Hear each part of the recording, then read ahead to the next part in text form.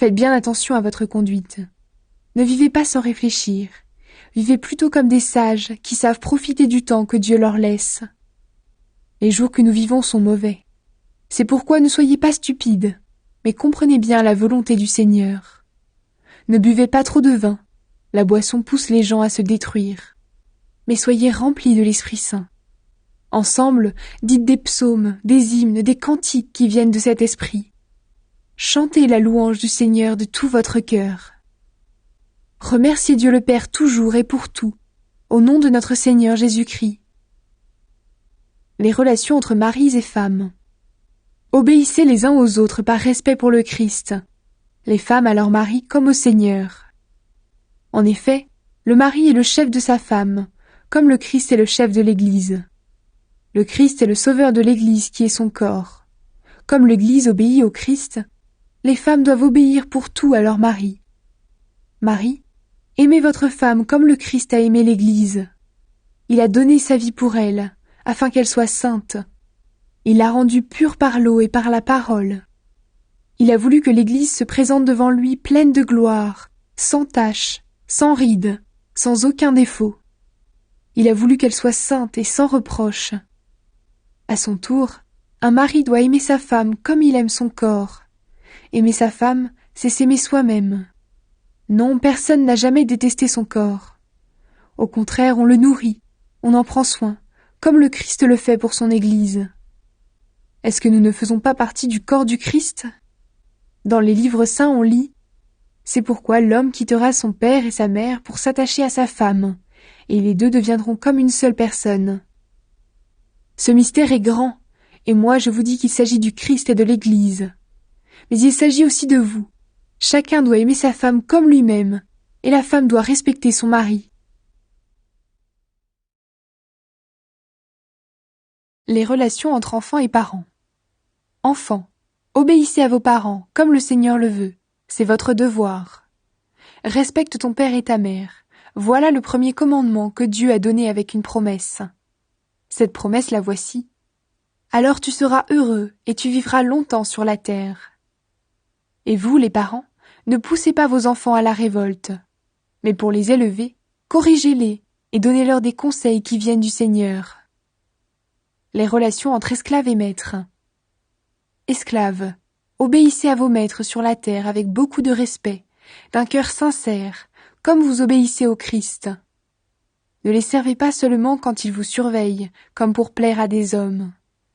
Mais obéissez comme des serviteurs du Christ, qui font de tout leur cœur ce que Dieu veut.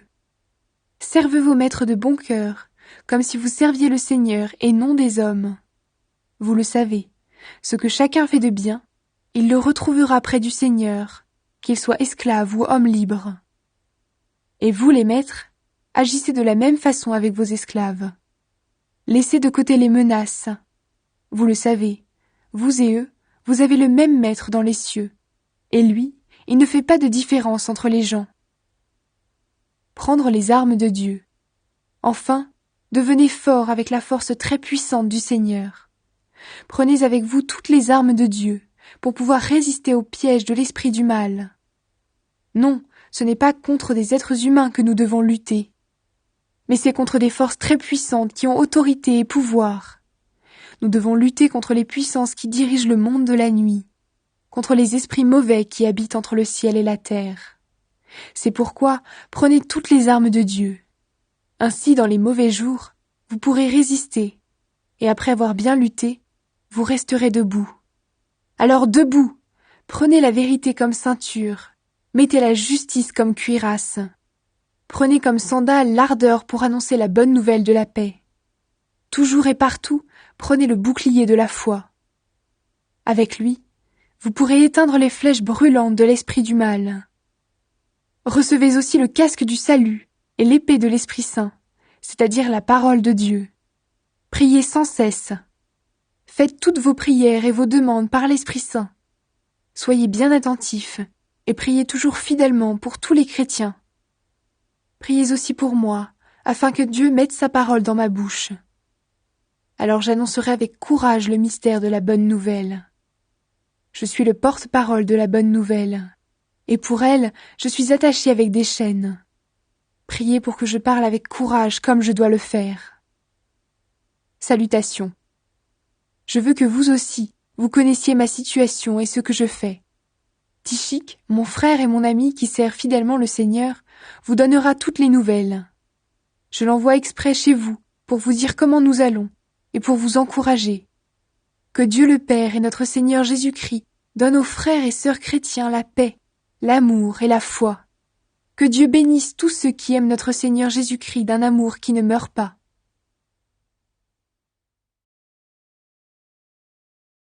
Salutations. Nous, Paul et Timothée, nous sommes les serviteurs du Christ Jésus. Nous écrivons à tous ceux qui appartiennent à Dieu grâce au Christ Jésus, à leurs responsables et à leurs diacres, et qui se trouvent tous à Philippe. Que Dieu notre Père et le Seigneur Jésus-Christ vous bénissent et vous donnent la paix. Paul remercie Dieu. Chaque fois que je pense à vous, je remercie Dieu. Chaque fois que je prie pour vous tous, je prie avec joie parce que vous m'avez aidé à répandre la bonne nouvelle depuis le premier jour jusqu'à maintenant.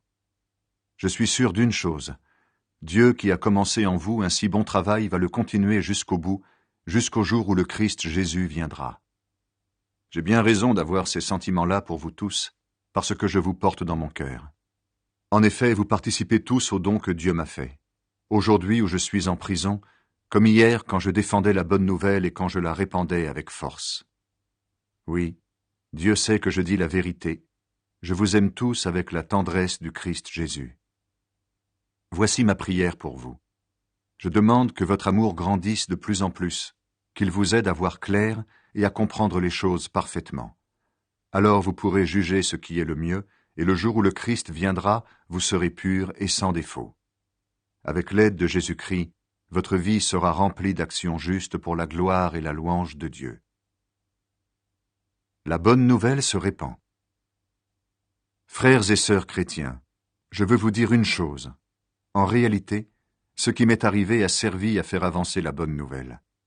En effet, tous les fonctionnaires du gouverneur et tous les autres savent maintenant que je suis en prison parce que je sers le Christ.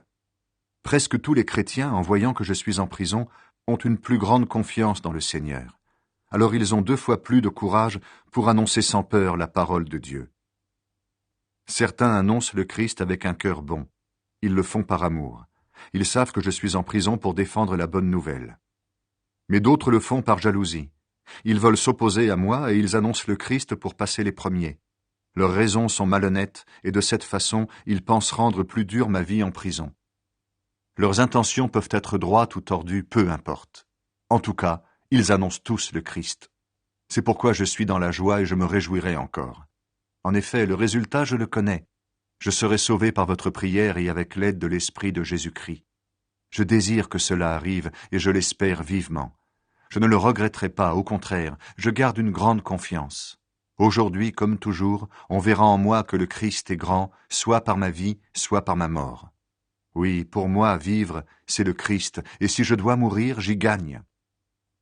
Mais si, en continuant à vivre, je peux faire un travail utile, je ne sais pas quoi choisir. Je suis tiré des 2 côtés, j'ai envie de quitter cette vie pour être avec le Christ, et c'est en effet beaucoup mieux, mais rester sur la terre, c'est plus utile à cause de vous. C'est pourquoi je sais que je vais rester, j'en suis sûr.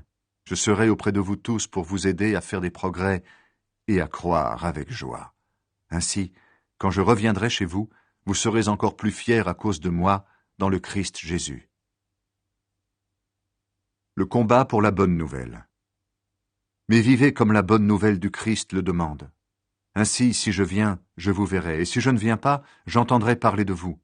Alors je saurai que vous restez solides, très unis entre vous, et que vous luttez ensemble et d'un même cœur pour garder la foi que la bonne nouvelle apporte. Je saurai aussi que vous n'avez pas peur de vos ennemis. Pour eux, c'est la preuve qu'ils sont perdus. Pour vous, c'est la preuve que vous êtes sauvés, et cela vient de Dieu. C'est lui qui vous a donné non seulement de croire au Christ, mais encore de souffrir pour lui.